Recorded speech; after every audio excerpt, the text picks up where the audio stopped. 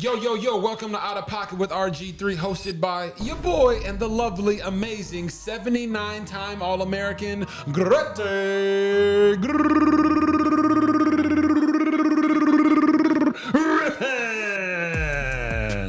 I love when we do that. Welcome to another show. Go ahead and like and subscribe to our YouTube channel. You know we can't get this done without you guys, so what are you waiting for? Like and subscribe to our YouTube channel. Leave us comments. Let us know what you want us to talk about and who you want us to bring on the show to talk to, and we will make it happen. Whew, what a busy, busy day. What do you have on the slate, baby? Opening drive, baby. You know what I want to talk about? What you want to talk about? I want to talk about the Ravens and Bills game because, good God, walk us through what happened, baby. Before we get to that, I want to state 100%, Lamar Jackson did nothing wrong. He is innocent. What do you mean by that? The fan at the game of the Bills game, if you didn't know, mushed Lamar Jackson in the head as he was walking to celebrate a touchdown with Derrick Henry. Lamar then turns to the fan. The fan tries to mush him or shove him in the head again, and he pushes him down into his seat, basically telling him to sit down. So, is Lamar Jackson in the wrong? Let us know in the comments section if you think he did anything wrong in shoving that fan. My feeling is Lamar Jackson did nothing wrong. We have to protect our players on the field of play. When a fan is high-fiving a fan or you do a Lambo leap and they're patting all over your shoulder pads, I don't think anybody has a problem with those types of things. But once it turns violent, once it turns to a fan putting their hands on a player in an inappropriate way, taunting them in an inappropriate way, getting physical with them in an inappropriate way, we have to protect the players from those types of fans. And if we aren't, and the fans have access to the players in that way, then we have to allow the players to defend themselves, protect themselves. So I don't think Lamar Jackson did anything wrong in shoving that fan. He probably could have done some more. And I know the NFL is going to probably be all over him and either issue a fine, but I don't think it should go to anywhere near a suspension. I don't think Lamar Jackson did anything wrong in protecting himself in his personal space. I don't think it even needs to go as far as a fine, because once you put your hands on a player as a fan, like the players are off limits. Like you are there to cheer them on or boo them, but you're not there to touch them. I agree. In any way. So I agree. I don't think Lamar did anything wrong. And like, if someone puts a hand on you at the game, you got to stand up for yourself. You know what I mean? That's how that's what we taught. You know what I'm saying? It's just the code. It's the code. It's the code. So let's get into the game quickly here. The Ravens have to stop allowing teams to stay around in games and then make mistakes at the end and lose, especially in their big time matchup. So the Ravens were up 40-25 with 4 minutes left in the football game against the Buffalo Bills on Sunday Night Football. The Buffalo Bills ended up winning that game 41-40, in large part because Derrick Henry fumbled on a crucial drive to give them the ball back after they scored the first touchdown to make it 40-32. But the real story here isn't just the Ravens' collapse. If the Ravens ever want to win another Super Bowl, they have to learn to stop playing with their food. They gotta finish the game out. They gotta knock them out when they're down.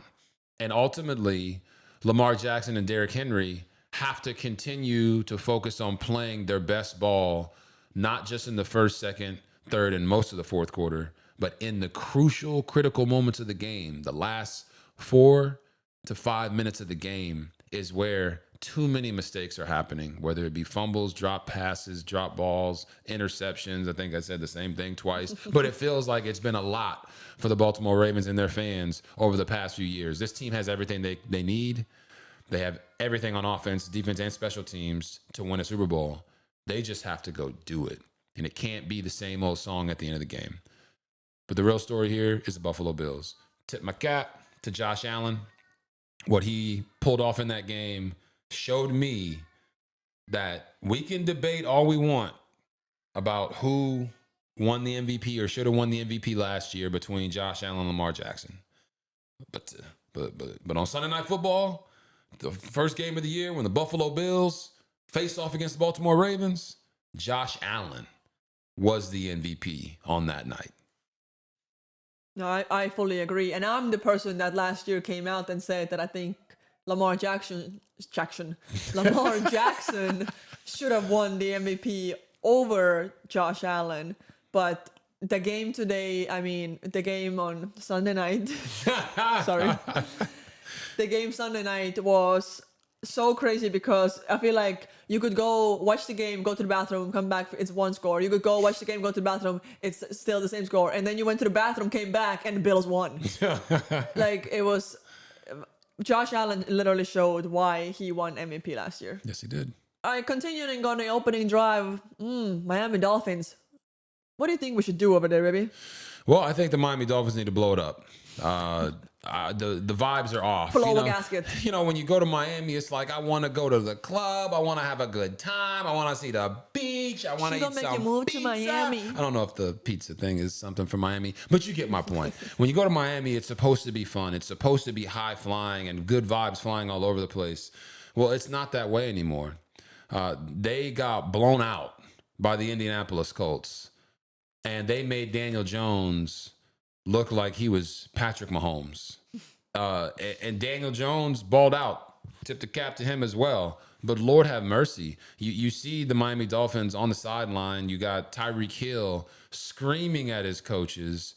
I don't know what he was saying, but it sounded a whole lot like throw me the ball. And you know, there was a situation right at the end of last season when Tyreek Hill said that he didn't want to be there anymore, and he had some choice words for whether it was the play calling, the coach, or Tua Tagovailoa, his quarterback. And we've seen countless times throughout training camp, throughout the preseason, that the vibe and the trust and the relationship between Tyreek Hill and the Miami Dolphins was fractured enough that it's thrown everything off. And you could feel it during the game. You could see it on the sideline. But the Miami Dolphins, as they currently are, don't have what it takes, in my opinion, to be contenders this year. And the only way that they can do that is an unconventional thing to say. But they have to find a trade partner for Tyreek Hill because they need the locker room to be together. And when you have a player like Tyreek who's that dynamic, but maybe some of the team has lost trust in him because of some of the things that he said and things that he's done, then you got to get him out of the locker room and get something in return for him, on a return on your investment. But I do think it might be best for the Miami Dolphins and Tyreek Hill to part ways. Wow, that's a strong statement over there. Thank you. But let's talk about the 49ers and their magical superpower of a defense that they have. Because that seems like a Super Bowl run waiting to happen. No, it definitely is. If the San Francisco 49ers play on defense like they did today, they will go on a Super Bowl run. I mean, they had 2 fumble recoveries, 1 sack. They only gave up 84 yards rushing and 3.2 yards per carry.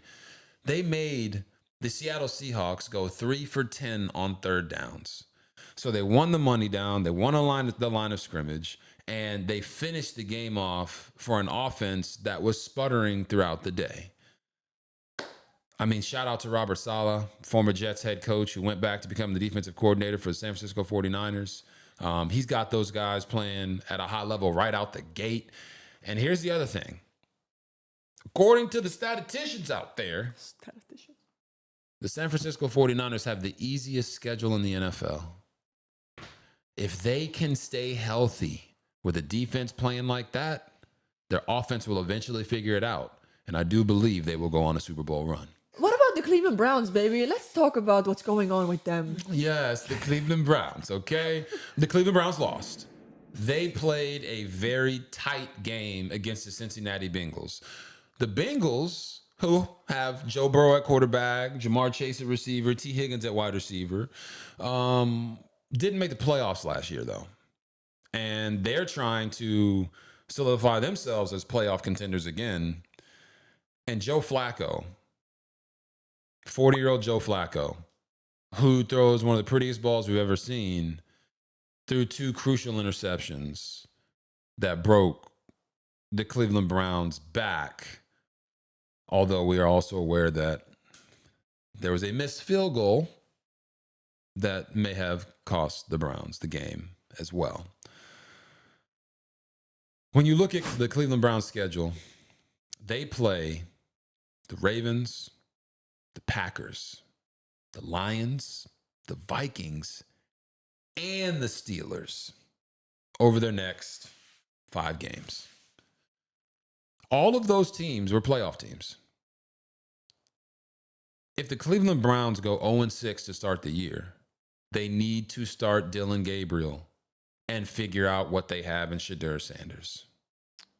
If they don't, it's a wasted opportunity. You played Joe Flacco because you felt like he could help you contend this year and you could develop Dillon Gabriel and Shedeur Sanders for next year. But if they go 0-6, the coach is not going to be there. Kevin Stefanski will not survive starting the season 0-6. Someone else will be in there. And now it's upon the rest of the organization to determine, do we have the guy in the building who can be our future? Joe Flacco is not the future of the Cleveland Browns. This next 5-game stretch might be the hardest 5-game stretch in the entire league. If they cannot come out of that stretch at least 500, 3-3, then you got to start Dillon Gabriel and see what you have in him, and then get some work out of Shedeur Sanders as well, because you will be drafted number 1 overall, and you will have an opportunity to go to quarterback in the next draft. And you need to know, do we need to draft a quarterback? Because Joe Flacco at 40 years old is not going to be able to play for another 10 years. So now it's on the Cleveland Browns as an organization, as a team. Joe Flacco, do you want the Browns to be 0-6 after the next 5 games? I think the answer is clear and easy. No, you don't want them to be 0-6.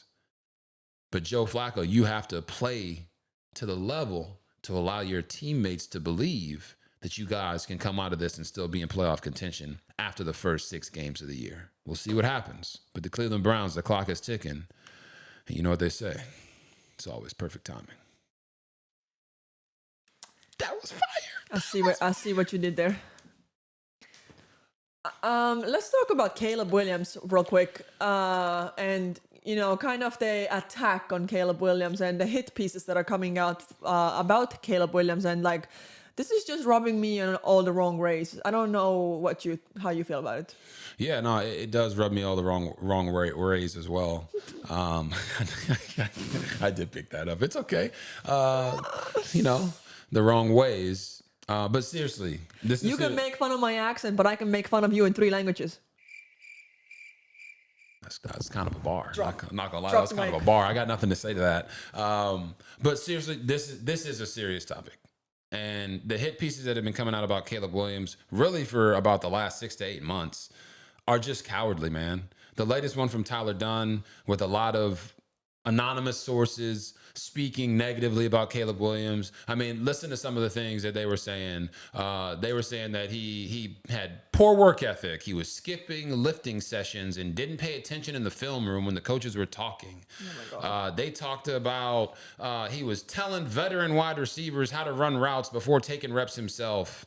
And they were mad about that. They had to change the snap count. Because he requested it to be ready, set, go instead of the traditional 180. 180 said hot.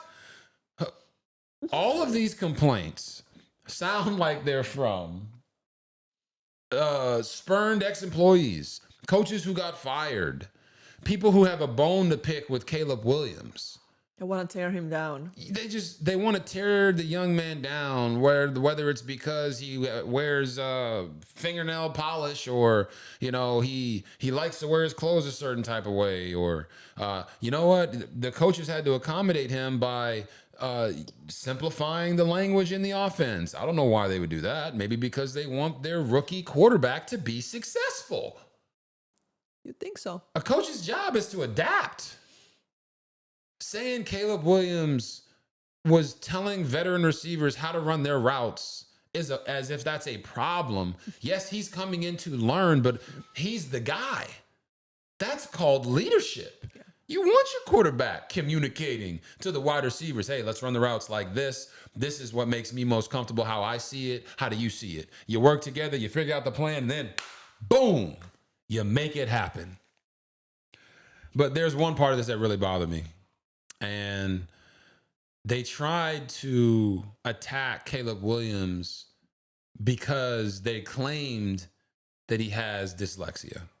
Now, I don't know if anyone that Tyler Dunn talked to was qualified to diagnose a player with dyslexia.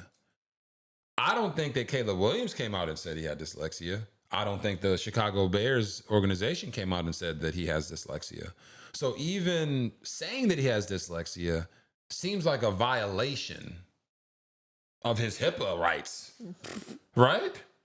Yeah, well, first of all, even if he does have dyslexia, like, does he not understand that in this society today, dyslexia is no longer looked at as a disadvantage? It almost is looked at as an advantage. Yes. Like NASA came out and said that they hire people and seek out people with dyslexia because they see the world differently. They're more creative. Yep. Like, whatever. No, you're on a roll. Weaponizing dyslexia against Caleb Williams and trying to make it seem like he is less than because he has dyslexia. If he even has dyslexia, is so foul, cowardly, and outrageous. It's out of pocket. It's definitely out of pocket in the worst way possible. Not to mention that dyslexia, if say he does have dyslexia, well, in many ways they say that dyslexia is not a deficiency, but it's actually a different way of learning with heightened spatial awareness and creativity. Well, that sounds like things that would help a quarterback. Heightened spatial awareness, creativity in the way that you attack a defense. They're also great visual learners if he has dyslexia. If he has dyslexia. But regardless, whether Caleb Williams has dyslexia or not, dyslexia is not an impairment. Dyslexia is not something that is a deficiency in someone. Nope. So you can just throw that out the window because you're assuming that having dyslexia, if he does, means that he can't be as good as someone without it. When dyslexia literally is saying that you can be better than the normal people. So I just think it's cowardly. And I think these anonymous sourced articles that are clear hit jobs need to stop. Yeah. It's a smear campaign and I hate it. Absolutely hate it. But let's get to the next segment. You know what we got, baby? What we got? Viral spiral. Ooh, yeah. Viral spiral, guys. We got Bill Belichick banning the Patriots from the North Carolina facility. Okay, like what? Bill, come on, Everything coach. surrounding Bill is just hilarious to me. I Like, mean, he's got all the stuff with the girlfriend. You know, first game they get blown out, second game they win. You know, congratulates on his first college victory.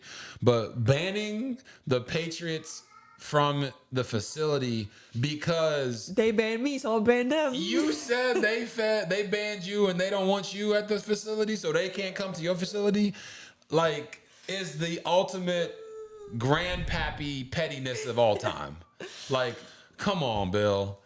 First of all, you're hurting your players because those scouts, your players could go play for the New England Patriots. I don't think he wants them to. So that's one less team that every single person at your university on the football team just has no opportunity because you're not letting them in the building. You're not letting them in the building.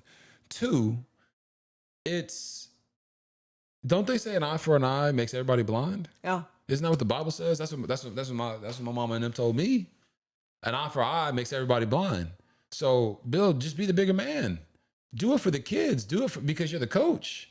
But you got to stop the pettiness, man. Let the scouts in New England. Let him in. He's your greatest coach of all time. I think we all heard about the viral spiral of the woman at the Phillies and Marlins game who lost her mind over a baseball ball after a home run and, charged up the dad who gave the ball to his son.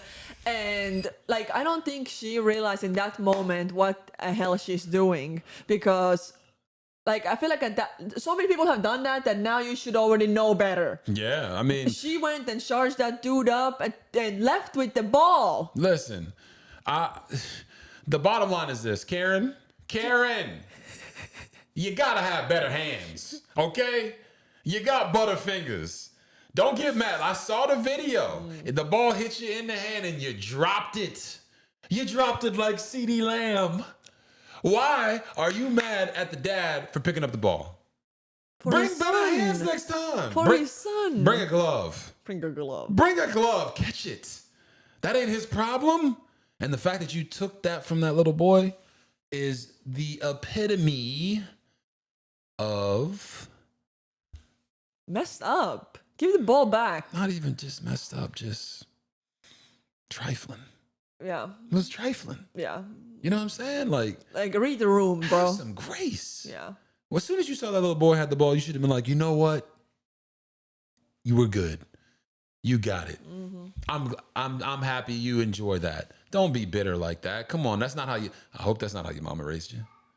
Don't be doing that. Come on. Viral spiral. We're still here, guys. What is up with men spitting on each other in sports lately? Especially in football. I have no idea. I know Jalen Carter spit on Dak Prescott. Hold on. Let me tell you. Brandon Bett from the Florida Gators. Oh, no. Spit on a USF player. Oh, no. Well, they got beat by USF, which, is kind of wild altogether. But he also spit on another player. So then you have the guy, Jalen Carter, spitting on Dak Prescott. Like, what is happening with these men? Yeah, first and foremost, I mean, no one should be spitting on each other. No one. No, man that's on not man, true. woman on woman, none of that. All right? Woman on man? We are talking about in the sports field. Okay, just making sure. Just kind of, we're staying here. Don't you get sidetracked. All right? No one should be spitting on anybody. It's disgusting. It's almost the biggest sign of disrespect. Yes. And I gotta tip my hat to Dak Prescott for not reacting and understanding the situation that he was in once Jalen Carter spit on him. Oh, yeah. But when you see something like that happen, and then this player from Florida, you said Brendan Betts? Yeah, Bet. Now he's spitting after seeing this on Monday Night Football. There's an effect that the disrespect and some of the wild things that happen on the football field because of a lack of better judgment or because your emotions are high, that have a trickle-down effect on the next generation. Yes. You could see that so clearly with Jalen Carter, with this guy from Florida, like the next day or 2 days later, spitting on the USF player. I don't like it. I understand, as a man, you want to say, if somebody spits on me, I ain't gonna let him spit on me. I'm gonna put hands on him. But Dak Prescott handled it the right way. You just play the game. You try to go put your best foot forward, and you don't retaliate. We have to do a better job in the older generations and in the spotlight of representing what we want the next generation to strive to be. That is why I think the lack of sportsmanship and the spitting on people is ridiculous. Keep that stuff off the field. That stuff doesn't need to be happening in the field of play. That is really tough, though. Mama. Oh, go ask Gloria. Ask Gloria.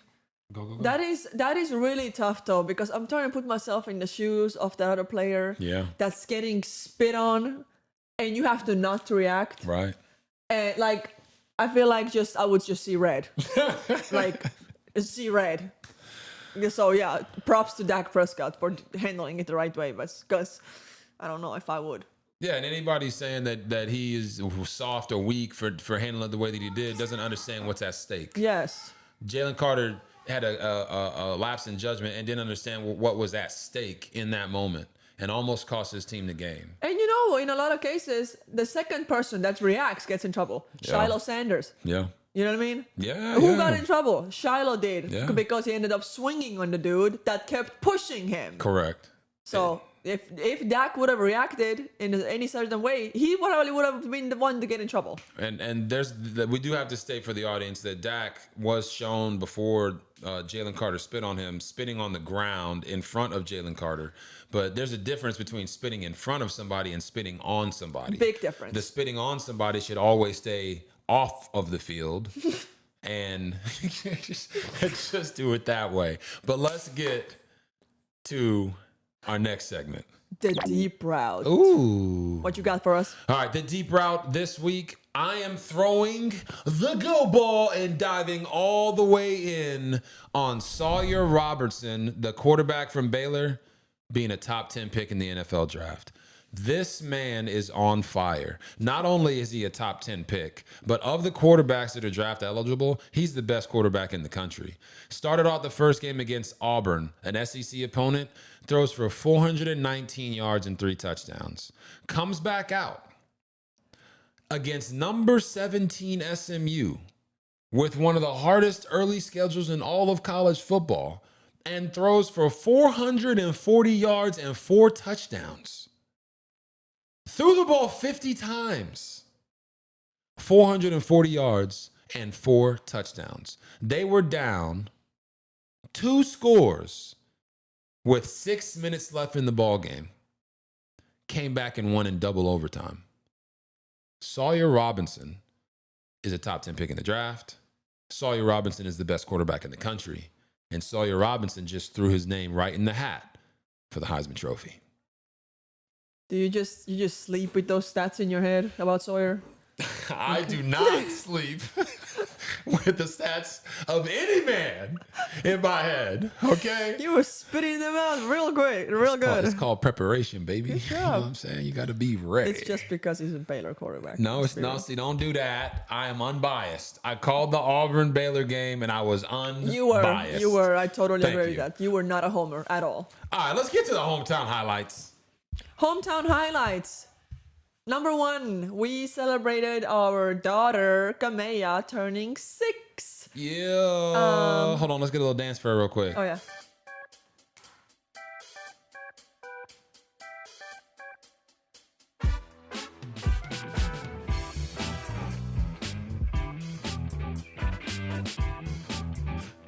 Okay, all right. Okay, We good good. job. Okay. Our daughter Kamea turned 6. She is so sweet, Yeah.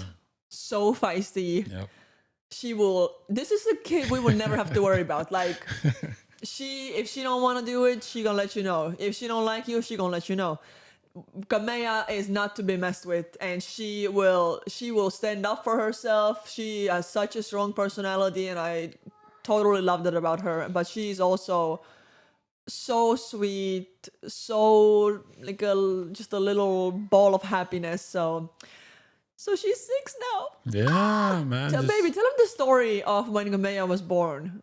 Yeah, so Gamea is not the baby that I ran off the field for at the Fiesta Bowl a few years ago. We got all right? stories for all babies. We got a lot of stories for the babies, okay? But Gamea was born in Baltimore, and this was 2019, the year that Lamar Jackson won MVP, his second year in the league. I was his backup quarterback. And, Greta was pregnant. We were trying to figure out, would I be able to make the first game of the year, or would I have to stay behind and watch the birth of our daughter? So Greta goes into labor. I talked to Coach Harbaugh. Can I stay behind and be with my wife as she gives birth to our daughter?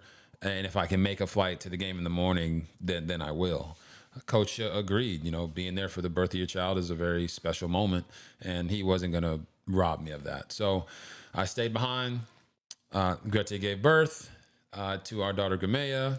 I gave them a hug and a kiss, and then I went and got on a Southwest flight to go down to Miami to make the game with a plane full of Baltimore Ravens fans. So that was awesome. As you picture yourself walking on the plane and people start cheering, yeah! And then I tell them that we just had a baby, yeah! And then I get to the game. Coach, everybody celebrates with me about the birth of our daughter. Go to the game, and we are literally beating the socks off the Miami Dolphins. So in a very utterly cool moment in life, a moment in time, I go in the game, and I lead us down towards the goal line. And then I pop back and I throw a touchdown pass to Boyle? Or was it to Hayden Hurst? I don't know. I can't remember. We'll start that over. Here we go. So I'm driving our team down to the goal line, and I throw a touchdown pass, and it just so happens that was like my first touchdown pass in 930 days or something like that. Some odd crazy days. That not only was I blessed to be there for the birth of our child and watch my amazing wife go through that experience, I was also able to go and throw my first touchdown in what felt like decades with my daughter's name tag wristband around my arm. And when I tell you it's something that I can remember so vividly to this moment, that's how special that was, because football is about a lot more than just yourself. And I hope we don't ever get away from that in the game and in sports in general. It's about family. It's about doing it for somebody else. And in that moment, I threw that touchdown for my wife and our brand new daughter. This is a sweet story every time. I love it. All right. More hometown highlights. We are going to be spending the week in New York because it is New York Fashion Week. Woo! And okay. Yeah. Good job, babe.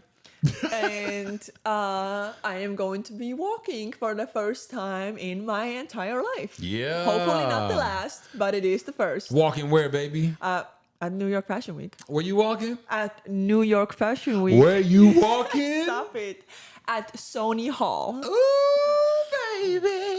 So that will be Thursday, September 11th. All right. And, my family is coming there with me to support me. Kiddos are going to miss a whole week of school. Yay! Yeah. And Robert's going to take time out of his busy schedule to, be there for me. 100%. That's what we do in this family. Got to support your woman, man. Got to support your family. Got to be there. Got to make time. It's going to be a difficult week. I got to call a football game on Friday between Kansas State and Arizona. But I'm going to promise my team right now, Jason Benetti, Alexa Landestoy, Bo, Darren, I'm going to be ready. We're going to make it happen. You feel me? We're going to get it right. We're going to tell the stories, call the game, have a great time. But I got to be there for wifey. Got to be there in New York. You got to show the people that love you that you love them. And that means sacrificing sometimes. Sacrificing time, sacrificing sleep. Don't fight. And I'm going to make sure that we are there in spades for this woman. You going to be there? Where's your horse? You going to be there too? Are you coming to New York? Are you want coming some to milk? New York? Are you coming to New York to see Mama? You want to go get her some milk? Go get her some milk and come back.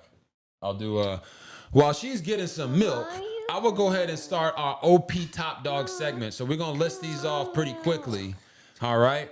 First and foremost, let's get through our Heisman front runners. All right. Our top 9 Heisman front runners right now. Number 1 is Byron Brown. Knocked off 2 AP top 25 ranked teams in Boise State and Florida in the first 2 games, and he's been carrying the South Florida Bulls to victories. Number 2, going with Thomas Castellanos from FSU. Don't need to say much about what he did against Alabama, but this past week he had 8 completions for 237 yards and 3 touchdowns. So I'm putting him at number 2. Number 3, I'm going with Miami quarterback Carson Beck.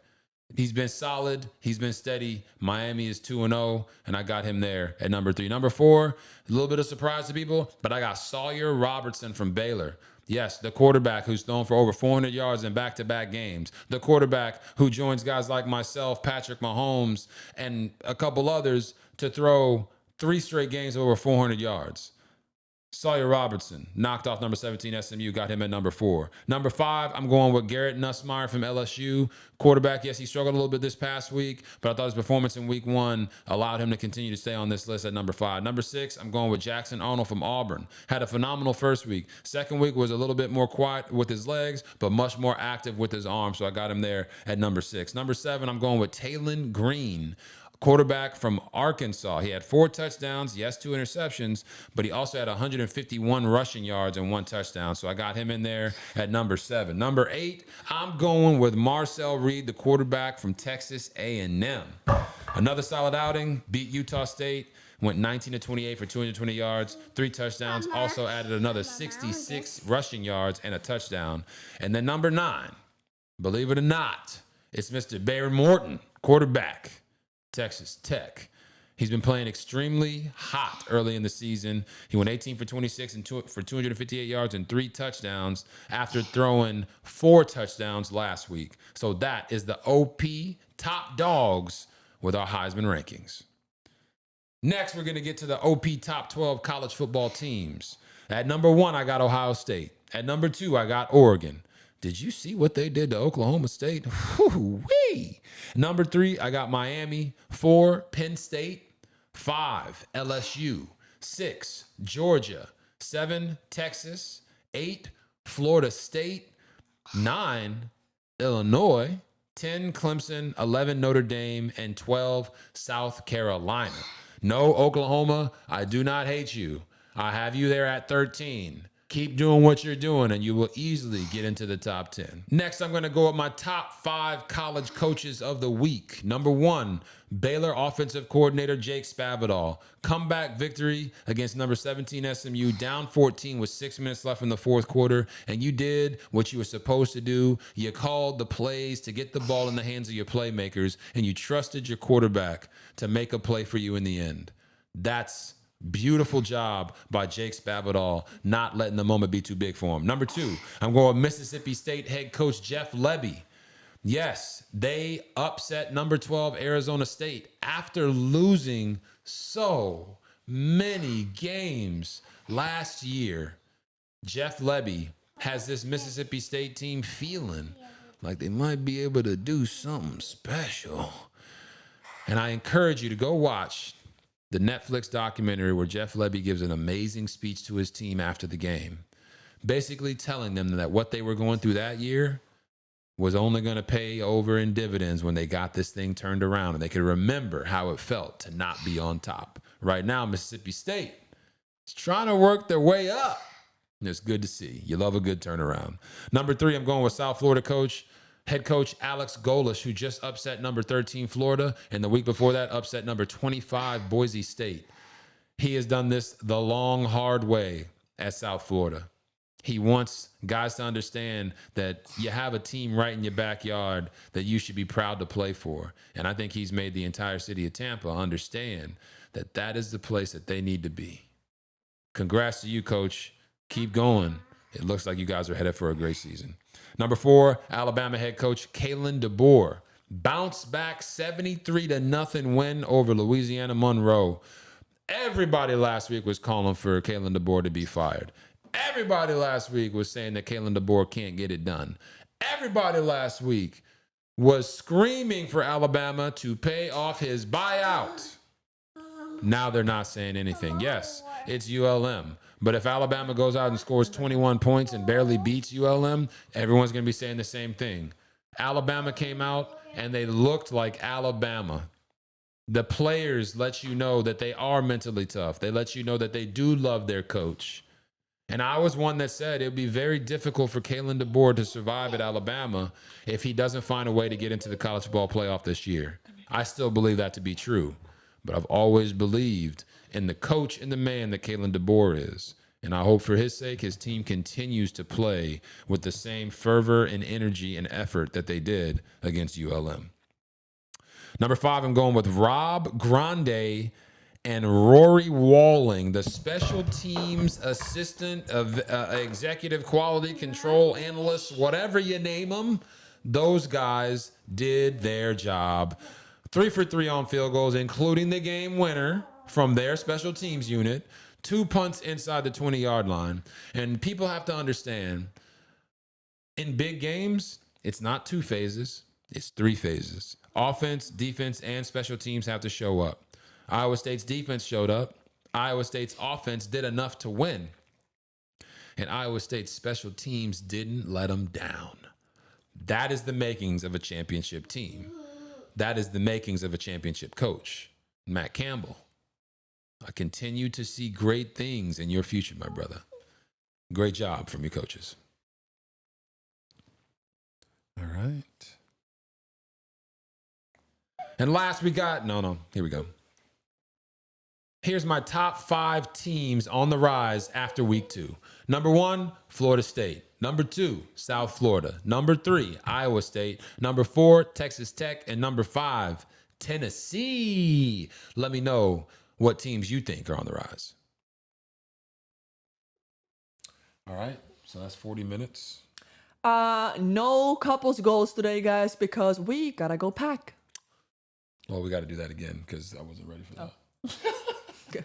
Hold on 1 second. Go pack. Mama, they go pack. Mm-hmm. Why? Gonna go pack. All right, you ready? Here we go. Ready and go. No couples goals this week, guys, because we gotta go pack. Gotta go pack because we gotta go to the Big Apple. This is gonna be fun. So no couples goals, but I will give you guys a. Dad, you're the bull. I said bull. I want to put that. You want to put that? Yeah. All right, guys, this is a new segment on Out of Pocket with RG3. We're going to go and have 5 minutes with Coach Dan Casey, new friend of the show. And what's on your mind this week? Well, man, there's so much changing in college football, right? I mean, the NIL, transfer portal, I mean, we can talk about it all day long. But what's fundamentally shifting is how teams are approaching this now. So I think Brent Venables at Oklahoma is maybe a perfect example about the landscape shift and how teams are responding to it. So before, Brent Venables was kind of trying to do everything, right? He was trying to oversee the program, trying to handle personnel, all the recruiting aspects, hiring coaches. I mean, there's so many responsibilities on his plate. And it kind of pulled him away from the thing that he actually does best, which is call plays on defense. No doubt. And let me tell you, I talked to quarterbacks all over the country and OCs all over the country. Nobody enjoys prepping for Brent Venables when he's focused on defense. I mean, that is his superpower. And so what he did this offseason is he brought in Jim Nagy, who used to run the Senior Bowl, as kind of a personnel general manager, essentially, trying to run it like an NFL franchise. So you're really taking some of that burden off the head coach and letting him do what he does best. And then he also brought in Ben Arbuckle from Washington State, a dynamic young coordinator who's had success everywhere he's been. And he's basically said, go run the show, go play with aggression. Because last year, if you watched Oklahoma, it almost felt like they were playing offense from a defensive mentality of trying not to lose sometimes. Yeah. And this year, let me tell you, the aggressiveness on both sides of the ball was so evident when we were watching Oklahoma play Michigan. And I know it's a small sample size so far, but up until this point, I've been so impressed with Oklahoma. They're being really aggressive on offense and being Brent Venables like super aggressive on defense. I mean, it is terrifying. Trust me, for quarterbacks and everybody. But I think it just points to this bigger conversation of how do you run a team in college football now? Because it's not the way it used to be where Nick Saban could do everything. You need a lot of different people to help out so that ultimately Brent Venables can do what he does best, which is blitz. Yeah, well, Coach, I had this conversation with Deion Sanders. We did. Talking to him about why did Nick Saban really step away? And it's really just all of the things that you have to deal with in college football. Correct. And I say deal with because that's what the coaches feel. They're having to deal with things. They don't just get to coach. And if there's one thing that we know and you know from even from track and field, coaches want to coach. They want to coach. They don't want to politic. Most of them don't want to recruit. That is true. They just want to. How do you run the hurdles better? How do I get my quarterback to read this better? And talking to Coach Prime and having a relationship with Brent Venables, what they all talk about is when you are the head coach, you're now more of the CEO type. Correct. Yeah. And when you get there doing something at an elite level, like calling a defense or being an offensive coordinator, it pulls you away from what makes you great. But you also have to hire guys like Arbuckle, who has experience with John Mateer, and they've been together for 3 years. They know each other, and you can fully trust that he's going to get the best out of that offense so that Brent Venables can not just coach the defense, but feel like himself again. Correct. And I think that's what happened with Chip Kelly, right? Chip Kelly goes to Ohio State and just gets to step back and just coach football. Yeah. And I think he had the time of his life. They won a national championship. Now he's in the league coaching his offense as well. And I there is something to that. I think there was that 3 to 4 year window when head coaches felt like they were drowning. Yeah. And I think the shift is beginning to occur where it's like, man, I just want to coach football. Yeah. I want to call the plays. You're not asking Sean McVay to go, raise money. You're asking Sean McVay to call the plays. Exactly. And so I think you're gonna see a shift like that in college as well. Of like, do what you do best. If whatever got you to the dance, that's what you should be doing. Yeah, and for Venables, I look at him the same way I looked at Dave Aranda, at Baylor. Last year, Baylor's 4-4, not playing very well. Everyone's calling for him to not be the guy anymore. And I felt like there were some rumblings of that at Oklahoma because, you know, Venables, this is his dream job. This is a place that he wanted to come back to and coach at. So if you're going to go down steering the ship, Yes, not just as a passenger out there shaking hands with everybody and kissing babies. So I commend Dave Aranda and Coach Venables for saying, you know what, this is what got me here. Absolutely. I got to find somebody else who can determine how much these guys are going to make or, you know, who's trying to go in the portal or who are we going to get. I need to call this defense. And they found success there. And this is a big year for Oklahoma. Huge year. Getting that win against Michigan puts them in prime position to be in the conversation for the college football playoff. It puts them a tier in the Heisman conversation. And I think their fans should be very excitable that Brent Venables is back on his ball. He's back doing what he does. Do what you do best, man. Do what you do best. What do you think? I don't honestly have any opinion. I can talk about Oklahoma State if you guys want me to. Oh, I don't think We don't want to go there. We don't want to go there. Okay. Don't save money. Don't save money, guys. Just spend the money so you can have the players and go out there and ball. I think Oregon proved that for sure. Yeah. Well, that's 5 minutes with Coach Dan Casey. We appreciate you, brother. Thanks Welcome for to having the me. team, man. Appreciate you. So, yeah, guys, no couples goals for you this week, but I will break down a little bit of the game between Colorado and Delaware that we called this past weekend. Great job by our crew. Jason Benetti and Lex Landistor did an amazing job telling the stories, and Bo and Darren and the rest of our crew did an amazing job making us look good. So, really thankful for them, but there was an interesting thing that happened in that game with Deion Sanders electing to play 3 quarterbacks. You know, they say when you have 2 quarterbacks, you don't have one. But when you have 3 quarterbacks, I guess you got some. But really what happened was Caden Salter was a transfer from Liberty that was supposed to be the starter. Juju Lewis came in, reclassified as a junior to go to college, and is supposed to be the future. But they had this guy named Ryan Staub at third who had been at Colorado with Deion Sanders for a few years, knows his system, and the coaches trusted him. So they wanted to see, we're going to give each guy 2 series in the game and just see who plays the best. Caden Salter came away with 10 points. Juju Lewis came away with 0 points. And Ryan Staub came away with 14 points in his first 2 drives. So, of course, Staub continued to get the go. And the Colorado Buffaloes team looked better with him at the quarterback spot. Their offense was more explosive. They were playing with more passion and more energy. And as a coach, sometimes you have to go with that. So I do believe that Ryan Staub will be the starting quarterback for the Colorado Buffaloes moving forward, at least in the next game. But it really speaks to what coaches are having to deal with now with the transfer portal being so prevalent. The transfer portal being so prevalent makes it to where Caden Salter says to himself, well, if I'm not going to play, then I got to go. It makes Juju Lewis say to himself, well, if I'm not going to play, maybe I should go somewhere else as well. So when you have so many high-profile QBs who have played so well and you trust, how does a coach manage that without making the other guys feel slighted? I think it's a delicate balancing act, but the thing that Deion did in that game against Delaware was he allowed the play to do the talking. And I think everybody watching the game from the sidelines and the stands and at home could see a different energy with Ryan Staub in the game. So coaches, always trust your gut, play the guys that you know you can trust, and be honest with the ones that you feel like you can't so they can go find their next place. We'll see what happens in Colorado, but Ryan Staub should be the guy. And that does it. Sorry. And that does it for this edition of Out of Pocket with RG3, hosted by your boy and the lovely, amazing. Hey, you got to stop. You got to stop. You got to stop. Shh. Okay. Here we go. Well, that does it for this edition of Out of Pocket with RG3, hosted by your boy and the lovely, amazing 79-time All-American Grete Griffin. And, of course, now we got Gia Griffin here as well, trying to get a little co-hosting in. But make sure you guys like and subscribe to our YouTube channel because we can't get this done without you. We love you. We appreciate you. Leave in the comment section what you want us to talk about and who you want us to bring on the show, and we will make sure that happens. Tell your friends. If you love sports, if you love football, and you love having a good time talking about it, y'all should come join our huddle. Subscribe to our YouTube channel, our podcast on Spotify and Apple Podcasts, and make sure that you can get out of pocket with RG3 and Grete and Gia. We'll see y'all next time. Peace out.